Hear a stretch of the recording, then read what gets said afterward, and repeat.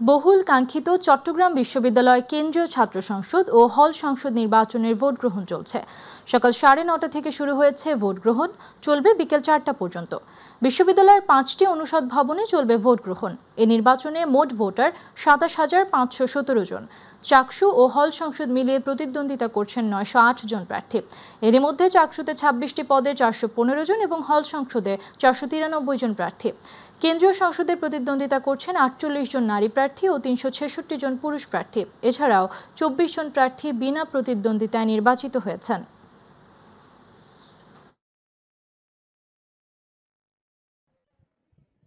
As a fresher এমনিতে ভালো একটা অনুভূতি, তার উপর প্রথম বছরেই সেই চাকসু পাওয়াটা আসলেই সৌভাগ্যের বিষয়। এখানে সবাই একদম সহাবস্থান করে রাজনীতি করেছে, অরাজনৈতিক ভাইয়েরাও সহাবস্থানের সাথে রাজনীতি করেছে, রাজনৈতিক প্ল্যাটফর্মের ভাইয়েরাও ওইভাবেই রাজনীতি করেছে। এখানে মানে বিশৃঙ্খলা সৃষ্টি করার মতো কেউ নাই।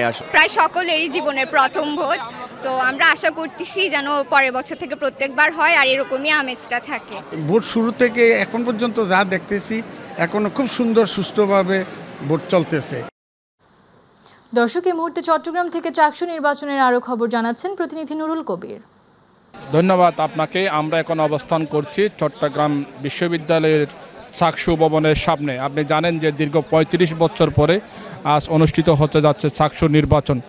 সকাল থেকে উৎসবমুখর পরিবেশে নির্বাচন অনুষ্ঠিত হয়েছে এবং চলমান রয়েছে।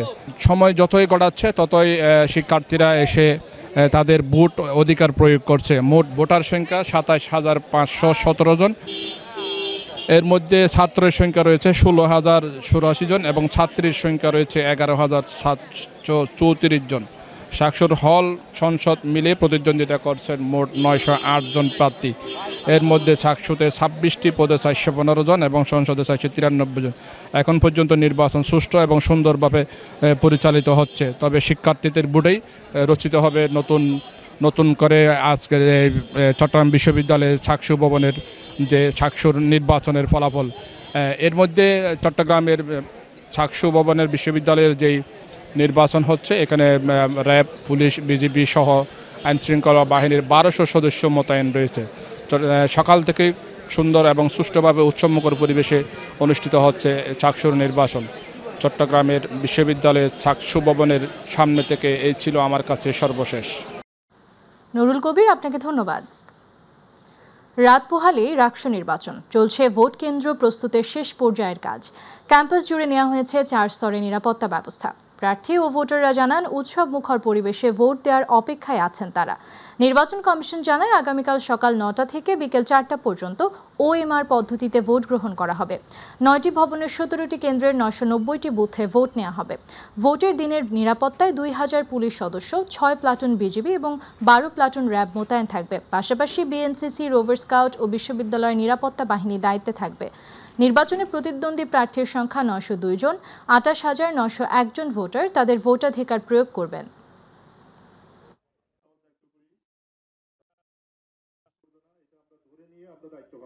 নিরাপত্তার ক্ষেত্রে আমরা মনে করি কোনো ধরনের সমস্যা হবে না। সব ধরনের ব্যবস্থা আমাদের আছে। আমরা আমাদের ফোর্সকে, অফিসারদেরকে আমরা বারবার ব্রিফ করছি, যাতে করে যেহেতু ছাত্রছাত্রীদের এই নির্বাচন বিশ্ববিদ্যালয়ের, তো সেক্ষেত্রে যাতে সবার সাথে ভালো ব্যবহার করে। আইন শৃঙ্খলা অবনতির আমরা আশঙ্কা করছি না। তারপরেও যদি কোনো মহল চেষ্টা করে, আমরা কিন্তু সেটাকে কঠোরভাবে আমরা ব্যবস্থা নিব। আমরা কিন্তু আইন প্রয়োগের ক্ষেত্রে আমরা কোনো ছাড় দিব না। দর্শক, এই মুহূর্তে রাজশাহী বিশ্ববিদ্যালয় থেকে রাকসু নির্বাচনের প্রস্তুতির খবর জানাচ্ছেন প্রতিনিধি মাহরিয়ার অন্তু। ধন্যবাদ আপনাকে। আপনি যেমনটি বলছিলেন, রাত পোহালেই আসলে রাজশাহী বিশ্ববিদ্যালয়ে আগামীকাল অনুষ্ঠিত হতে যাচ্ছে বহুল কাঙ্ক্ষিত রাকসু নির্বাচন। আমি এখন দাঁড়িয়ে আছি রাকসু নির্বাচনের কার্যালয়ের ভোট কেন্দ্রে। এখানে যদি আমি দেখাই যে কালকে স্বচ্ছ ব্যালট বক্সের মাধ্যমে ভোট গ্রহণ করা হবে এবং মোট 43টি ভোট দেবেন। এছাড়াও 9টি ভবনের 17টি কেন্দ্রের 990টি বুথে ভোট নেওয়া হবে। প্রত্যেক প্রার্থীকে 43টি ভোট দিতে হবে। 10 মিনিট সময় পাবেন তারা। এছাড়া আমার কথা হয়েছে নির্বাচন কমিশনার নজরুল ইসলামের সাথে। উনি আমাকে যেটি জানিয়েছেন যে রাকসু নির্বাচন অনুষ্ঠিত হওয়ার কারণে বিভিন্ন যে ভোট কেন্দ্রগুলো রয়েছে সেগুলো নির্মাণের কাজ চলছে। ইতিপূর্বে নির্মাণ সামগ্রী যেগুলো রয়েছে সেগুলো এসে পৌঁছে গেছে এবং কালকে সকালে সেই নির্মাণ সামগ্রীগুলো এসে সেই ভোট কেন্দ্রগুলোতে আসলে পৌঁছানো হবে। এছাড়া আমি একটি তথ্য জানিয়ে রাখতে চাই, আমার কথা হয়েছে রাজশাহী পুলিশ কমিশনার আবু সুফিয়ানের সাথে। উনি আজ সকালে রাজশাহী ক্যাম্পাসে 2000 পুলিশ মোতায়েন করার জন্য তাদের বিভিন্ন ধরনের দিক নির্দেশনা দিয়েছেন। এছাড়াও 12 প্লাটুন র্যাব সদস্য এবং 6 প্লাটুন বিজিবি সদস্য দায়িত্ব পালন করবেন। এছাড়া আমি একটি বিষয় বলে রাখতে চাই যে রাজশাহীতে সুষ্ঠুভাবে নির্বাচনের লক্ষ্যে যে সকল ব্যবস্থা নেওয়ার দরকার সে সকল ব্যবস্থা ইতিমধ্যে রাজশাহী বিশ্ববিদ্যালয় কর্তৃপক্ষ নিয়েছেন এবং কিছুক্ষণ আগে রাজশাহী বিশ্ববিদ্যালয় ভিসি উনি সাংবাদিকদের সাথে একটি সংবাদ সম্মেলন করেছেন এবং সাংবাদিকদের ধন্যবাদ জানিয়েছেন এবং সুষ্ঠু নির্বাচন অংশগ্রহণের জন্য সঠিক তথ্য জানি উপস্থাপন করা হয় সংবাদের মাধ্যমে, সেজন্য তিনি অনুরোধ জানিয়েছেন। তো দর্শক, এই ছিল আমার কাছে রাজশাহী থেকে সর্বশেষ পরিস্থিতি রাকসু নির্বাচনে। শাহরিয়ার অন্তু, আপনাকে ধন্যবাদ। দর্শক, চলে যাচ্ছি পরবর্তী সংবাদে। রাজধানীর মিরপুরের রূপনগরে রাসায়নিকের গুদাম ও পোশাক কারখানায় আগুনের ঘটনায় এখন পর্যন্ত 16 পোশাক কর্মী নিহত হয়েছেন। নিখোঁজ রয়েছেন আরও 13 জন। ফায়ার সার্ভিস বলছে আগুন নিয়ন্ত্রণে এলেও যে কোনো সময় ফের জ্বলে উঠতে পারে। সকালে মেইন গেটের তালা খুলে দেওয়া হয়েছে, দীর্ঘ সময় লাগবে। গার্মেন্টসের আগুন নির্বাপন, কিন্তু কেমিক্যাল গোডাউনের সময় লাগবে। ভেতরে প্রচণ্ড ধোঁয়া আছে, অপারেশনে যাওয়ার মতো অবস্থা নেই। অগ্নিকাণ্ডে ক্ষতিগ্রস্ত ভবন থেকে এখনও বের হচ্ছে ধোঁয়া, বাতাসে ভেসে আসছে কেমিক্যালের বিষাক্ত গন্ধ। ঝুঁকিপূর্ণ বিবেচনায় আশেপাশের অফিস ও কারখানা বন্ধ রাখা হয়েছে। নিখোঁজদের সন্ধানে কারখানার সামনে জড়ো হচ্ছেন উদ্বিগ্ন স্বজনরা।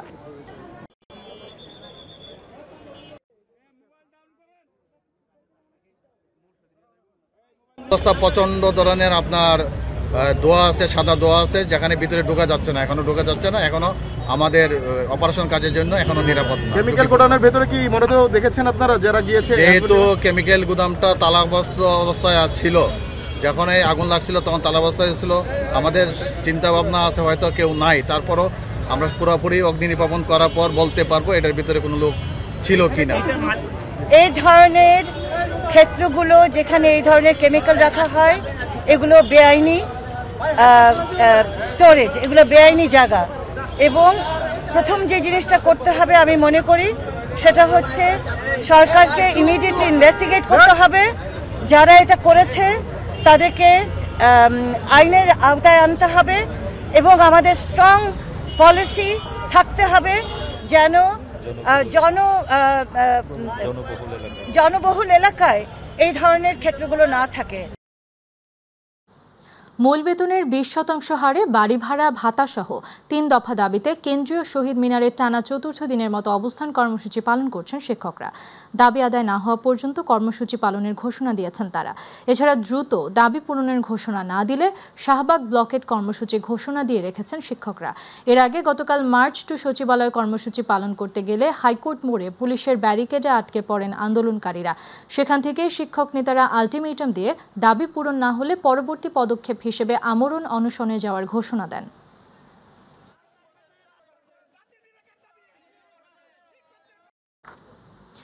পিআর দাবিতে যারা আন্দোলন করছে তাদের উদ্দেশ্য ভালো নয় বলে মন্তব্য করেছেন বিএনপি মহাসচিব মির্জা ফখরুল ইসলাম আলমগীর। তিনি বলেন, পিআর ও গণভোট জনগণ বুঝে না, তাই দেশ বাঁচাতে দ্রুত নির্বাচন দরকার।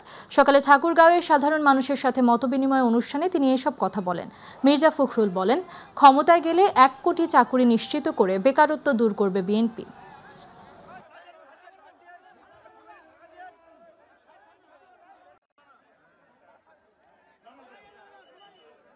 8ই আগস্ট আমরা ভুলবো না, কারণ এই দিন আমাদের ছেলেরা রক্ত দিয়ে আমাদের যে শরীরে আমাদের উপর যে একটা দানব এসে বসেছিল তাকে সরিয়ে দিয়েছে। সুতরাং সেটাকে আমরা কোনোদিন ভুলতে পারবো না, তাই না? এই যে একসাথে সবকিছুকে নিয়ে চলা, এটাই হবে নতুন বাংলাদেশ, এটাই হবে আমাদের নতুন বাংলাদেশ। তাই আমি ভাই আপনাদের কাছে বারবার বলতে চাই যে কথাটা, সেটা হচ্ছে যে ভাগাভাগি আর করেন না। দেশটার বহু ক্ষতি হয়ে গেছে, আর ক্ষতি আমরা করতে চাই না। আমরা কিন্তু সবাই মিলে এই বাংলাদেশে সুন্দর একটা সত্যিকার অর্থেই একটা গণতান্ত্রিক বাংলাদেশ দেখতে চাই। এই যে আপনার হিন্দু, মুসলিম, বৌদ্ধ, খ্রিস্টান সবাই মিলে থাকাটাই হচ্ছে আমাদের বাংলাদেশ। নির্বাচন নিয়ে কোনো সংশয় নেই। ফেব্রুয়ারিতে নির্বাচন আয়োজন করতে সরকার বদ্ধপরিকর বলে জানিয়েছেন আইন উপদেষ্টা ডক্টর আসিফ নজরুল। দুপুরে সচিবালয়ে সাংবাদিকদের প্রশ্নের উত্তরে তিনি বলেন, যে সকল রাজনৈতিক দলের নেতারা এখন উপদেষ্টাদের নিয়ে কথা বলছেন, আগামীতে তারা যেন সমালোচনা সহ্য করার ক্ষমতা রাখেন। জুলাই সনদে প্রত্যেকটি রাজনৈতিক দল স্বাক্ষর করবে বলে আশা প্রকাশ করেন আইন উপদেষ্টা।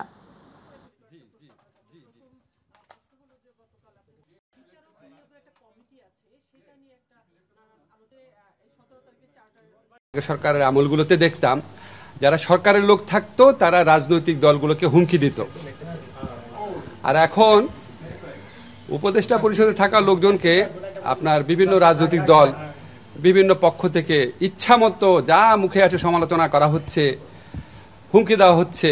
তো এর তো ভালো, এটা একটা গণতান্ত্রিক উত্তরণ বলা যায়। তবে যারা রাজনৈতিক দল আছেন ওনাদেরকে একটু বলে রাখি যে একই ধরনের কথাবার্তা আবার আপনাদের সম্পর্কে কেউ বললে সেটা শোনার মানসিকতাও কিন্তু আপনাদের থাকতে হবে। আর আপনি যেটা বলেছেন যে আপনার সুপ্রিম কোর্ট সেক্রেটারিয়েট, এটা আপনি জানেন যে বিচার বিভাগীয় সংস্কার কমিশন যে আছে সেই কমিশনের অন্যতম প্রস্তাব এটা ছিল। আমাদের মাননীয় প্রধান বিচারপতি উনারও নিজেরও এটা সংস্কার ভাবনার মধ্যে আছে। আমরা এই লক্ষ্যে অনেক দূর কাজ করেছি। কিছু বিষয়ে এখন কিছু মতভিন্নতা আছে, সেটা নিয়ে আরেকটু আলাপের প্রয়োজন রয়েছে। আমরা মন্ত্রণালয়ের পক্ষ থেকে এই আইনটা আগামী কয়েক সপ্তাহের মধ্যে এটা উপদেষ্টা পরিষদে পেশ করব। আমাদের উপদেষ্টা পরিষদ যদি মনে করেন তা পাশ করা হবে, এবং আমার ধারণা এই সরকারের আমলে তখন আমরা সুপ্রিম কোর্টে পৃথক সেক্রেটারিয়েট করতে পারব। বাংলাদেশ জামায়াতে ইসলামীর আমির ডাক্তার শফিকুর রহমানের সঙ্গে বাংলাদেশে নিযুক্ত নরওয়ের রাষ্ট্রদূত মিস্টার হাকুন আরালদ গুলব্রান্সেন দুপুর 12টায় রাজধানীর বসুন্ধরাস্থ কার্যালয়ে সৌজন্য সাক্ষাৎ ও এক বৈঠকে মিলিত হন। রাষ্ট্রদূতের রাজনৈতিক উপদেষ্টা মিস্টার সারওয়ার জাহান চৌধুরী বৈঠকে উপস্থিত ছিলেন। জামায়াতে ইসলামীর পক্ষ থেকে আমিরে জামায়াতের সঙ্গে উপস্থিত ছিলেন সংগঠনের সেক্রেটারি জেনারেল ও সাবেক এমপি অধ্যাপক মিয়া গোলাম পরওয়ার, সহকারী সেক্রেটারি জেনারেল এবং কেন্দ্রীয় প্রচার ও মিডিয়া বিভাগের প্রধান অ্যাডভোকেট এহসানুল মাহবুব জুবায়ের, কেন্দ্রীয় নির্বাহী পরিষদ সদস্য জনাব মোবারক হোসাইন এবং আমিরে জামায়াতের পররাষ্ট্র বিষয়ক উপদেষ্টা প্রফেসর ডক্টর মাহমুদুল হাসান। জুলাই আগস্টের হত্যাযজ্ঞে শেখ হাসিনার দায় প্রমাণিত হয়েছে বলে জানিয়েছেন চিফ প্রসিকিউটর তাজুল ইসলাম। সকালে শেখ হাসিনার বিরুদ্ধে মানবতা বিরোধী অপরাধের মামলায় চতুর্থ দিনের মতো যুক্তিতর্ক উপস্থাপন করা হয়। বিচারপতি গোলাম মর্তুজা মজুমদারের নেতৃত্বাধীন আন্তর্জাতিক অপরাধ ট্রাইব্যুনাল 1-এ যুক্তি উপস্থাপন করে রাষ্ট্রপক্ষ। পরে গণমাধ্যমকে তাজুল ইসলাম কথা জানান। এদিকে ট্রাইব্যুনাল 2-এ জুলাই আন্দোলনে সাভারের আশুলিয়ায় 6 লাশ পোড়ানোর মামলায় 11তম দিনের সাক্ষ্য গ্রহণ হয়েছে। এছাড়া জুলাই আগস্টে দেশ জুড়ে সংঘটিত মানবতা বিরোধী অপরাধের মামলায় শেখ হাসিনা, সরকারের সাবেক মন্ত্রী, এমপি, উপদেষ্টা ও বিচারপতি সহ 45 জনের বিরুদ্ধে দায়ের হওয়া মামলার তদন্ত প্রতিবেদন 8 জানুয়ারির মধ্যে দাখিলের নির্দেশ দিয়েছে আন্তর্জাতিক অপরাধ ট্রাইব্যুনাল 1।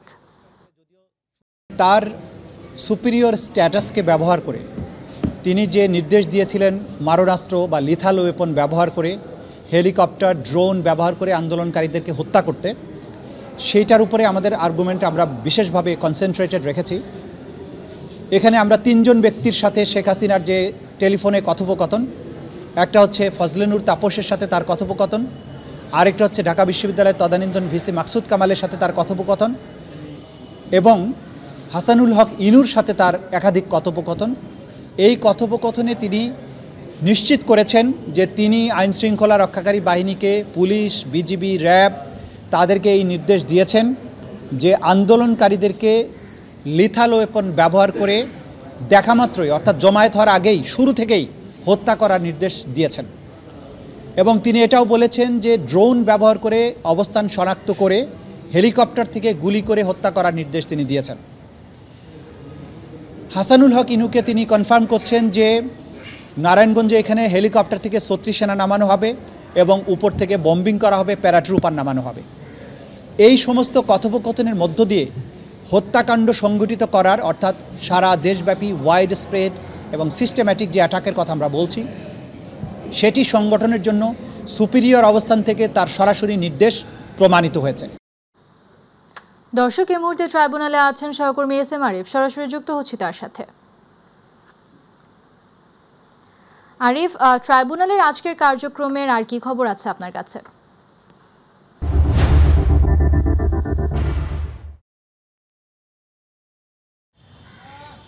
আমাতুল, ইতিমধ্যে শেখ হাসিনা সহ যে 3 জনের বিরুদ্ধে মানবতা বিরোধী অপরাধের মামলা, সেটির ৪র্থ দিনের সাক্ষীর প্রথম অংশ শেষ হয়েছে। প্রথম অংশ বলতে এখন বিরতি চলছে, বিরতির পর আবার বেলা ৩টার দিকে আবারও আর্গুমেন্ট শুরু করবেন রাষ্ট্রপক্ষ। এটি টানা ৪র্থ দিন পর্যন্ত রাষ্ট্রপক্ষ কিন্তু এই যুক্তিতর্ক উপস্থাপন করছেন এবং আজকে যে ৪র্থ দিনের মতো যুক্তিতর্ক উপস্থাপন করেন চিফ প্রসিকিউটর তাজুল ইসলাম।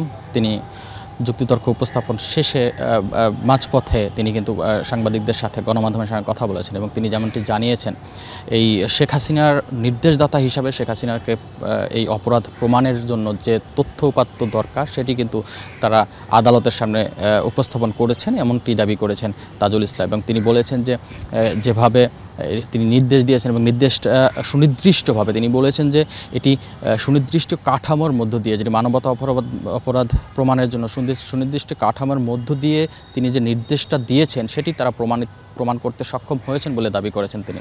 এবং তিনি এই আজকেও কিন্তু বিভিন্ন যে তথ্য উপাত্ত আছে সেগুলো তুলে ধরেছেন, বিভিন্ন অডিও ভিজুয়াল কিন্তু তিনি আদালতের সামনে উপস্থাপন করেছেন। আবার যে সাক্ষীরা সাক্ষ্য দিয়েছেন সেই সাক্ষীদের সাক্ষ্যও কিন্তু তিনি উপস্থাপন করেছেন, খণ্ডিত করেছেন। এবং মোটামুটি তার ভাষ্যে তিনি বলেছেন যে এই প্রসিকিউশন প্যানেল এই যে মামলাটি রয়েছে শেখ হাসিনা সহ 3 জনের বিরুদ্ধে মানবতা বিরোধী অপরাধের যে মামলাটি, সেটি প্রমাণের জন্য যে তথ্য উপাত্ত দরকার সেটি তারা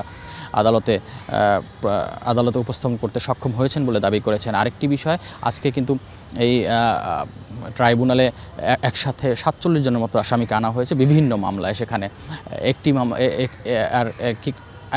এর মধ্যে একটি মানবতা বিরোধীর বেশ কয়েকটি মামলা মিলিয়ে কিন্তু প্রায় সাবেক আওয়ামী লীগ সরকার রয়েছে, সেই আওয়ামী লীগ সরকারের সাবেক যে প্রভাবশালী এমপি মন্ত্রীরা রয়েছেন, এর মধ্যে হাসানুল হক ইনু রয়েছেন, তারপর আমির হোসেন আমু রয়েছেন, দীপুমণি রয়েছেন, জুনায়েদ আহমেদ পলক রয়েছেন, এরকম সাবেক যে প্রভাবশালী মন্ত্রী বা উপদেষ্টা রয়েছেন, সালমান এফ রহমান, তাদেরকে কিন্তু আদালতে আজকে এই ট্রাইব্যুনালে আজকে কিন্তু হাজির করা হয় এবং তাদেরকে আমরা এরপরে কিন্তু তাজুল ইসলামের কাছে সেটিও প্রশ্ন করেছিলাম যে তাদের মামলাটা কি হতে পারে। তিনি বলেছেন যে তাদেরকে আসলে মানবতা বিরোধীর কমপক্ষে 7টি অভিযোগে তাদেরকে হাজির করা হয়েছে এবং তাদেরকে এই আদালত আজকে কিন্তু এই মামলায় আগামী 8 ডিসেম্বরের মধ্যে তদন্ত প্রতিবেদন শেষ করার জন্য ট্রাইব্যুনাল নির্দেশ দিয়েছেন। তো তাদেরকে আসলে যেটি বললাম যে তাজুল ইসলাম বলেছেন যে তাদেরকে আসলে ছোট ছোট দলে বিভক্ত করে তাদের মামলাগুলো এই আদালতে ট্রাইব্যুনালে কিন্তু পরিচালনা করা হবে, এমনটি তিনি জানিয়েছেন। আর আরেকটি বিষয়, এই ট্রাইব্যুনাল 2-এ কিন্তু ট্রাইব্যুনাল 2 আশুলিয়া যে 6 লাশ পোড়ানোর ঘটনা, সেই মামলায় সাক্ষ্য গ্রহণ চলে। আজকে 15তম সাক্ষীর সাক্ষ্য গ্রহণ চলে এই ট্রাইব্যুনাল 2-এ। তো এই ছিল আসলে আমার কাছে সর্বশেষ। আরিফ, আপনাকে ধন্যবাদ। দর্শক, আন্তর্জাতিক অপরাধ ট্রাইব্যুনাল থেকে সরাসরি যুক্ত ছিলেন সহকর্মী SM আরিফ। চলে যাচ্ছে পরবর্তী সংবাদে। ইতালির রোমে জাতিসংঘের খাদ্য ও কৃষি সংস্থা আয়োজিত বার্ষিক ওয়ার্ল্ড ফুড ফোরামে অংশগ্রহণ শেষে দেশে ফিরেছেন অন্তর্বর্তী সরকারের প্রধান উপদেষ্টা অধ্যাপক মোহাম্মদ ইউনূস। আজ বাংলাদেশ সময় সকাল 8:20 তাকে বহনকারী বাংলাদেশ এয়ারলাইন্সের ফ্লাইটটি রাজধানীর হযরত শাহজালাল আন্তর্জাতিক বিমানবন্দরে অবতরণ করে।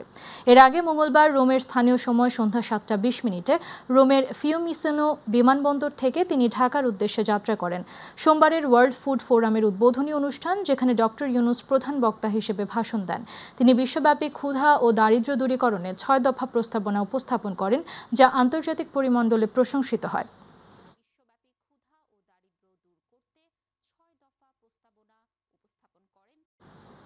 রাজধানীর কলাবাগানে স্ত্রীকে নির্মমভাবে হত্যার পর ডিপ ফ্রিজে রেখে পালিয়ে যাওয়া স্বামী নজরুল ইসলামকে বংশাল থেকে গ্রেপ্তার করেছে ঢাকা মহানগর পুলিশ। দুপুরে ডিএমপি মিডিয়া সেন্টারে ডিএমপির রমনা বিভাগের ডিসি মোহাম্মদ মাসুদ আলম জানান, মোবাইল বন্ধ করে বিভিন্ন জায়গায় পালিয়ে বেড়াচ্ছিলেন ঘাতক নজরুল। গ্রেফতারের পর সে হত্যার কথা স্বীকার করেছে।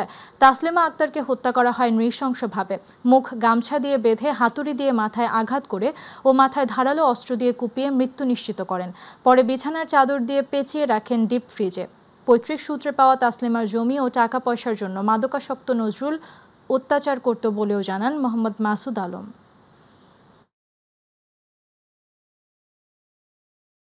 ভদ্রলোকের অ্যাকাউন্টে একটা ফিক্সড ডিপোজিট করা আছে 1 কোটি টাকার। এখন তার বক্তব্য যে এই টাকাটা হস্তগত করার জন্য তাকেও যে কোনো সময় তার ওয়াইফ মেরে ফেলতে পারে। তখন রাত্র 12টার পরে যখন ওনার ওয়াইফ যখন এই যে আমাদের ডিসিস্ট যখন ঘুমিয়ে পড়ে, এই ঘুমন্ত অবস্থায় সে কিন্তু তার আগের থেকে রেডি করা ছিল দাটা নিয়ে আসা, উপর যে পরে কিন্তু সে কোপায়। চীনে আকর্ষণীয় বেতনের প্রলোভন দেখিয়ে বাংলাদেশি মেয়েদের পাচার করে জোরপূর্বক দেহ ব্যবসায় বাধ্য করায় আন্তর্জাতিক নারী পাচার চক্রের 4 সদস্যকে গ্রেফতার করেছে র্যাব 4।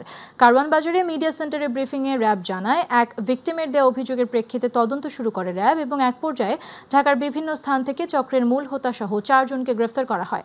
আসামিদের প্রাথমিক জিজ্ঞাসাবাদে জানা যায়, তারা প্রায় 8 বছরের বেশি সময় ধরে অসংখ্য মেয়েকে আকর্ষণীয় বেতনে চায়নাতে চাকরি দেওয়ার নাম করে পাচার করে আসছে। অনেক সময় তারা ভিকটিমদেরকে চীনা নাগরিকদের সাথে বিয়ে এবং সে দেশের নাগরিকত্ব ও উন্নত জীবনের প্রলোভন দেখায়। তাদের বিরুদ্ধে ইতোপূর্বে মানব পাচারের মামলা রয়েছে।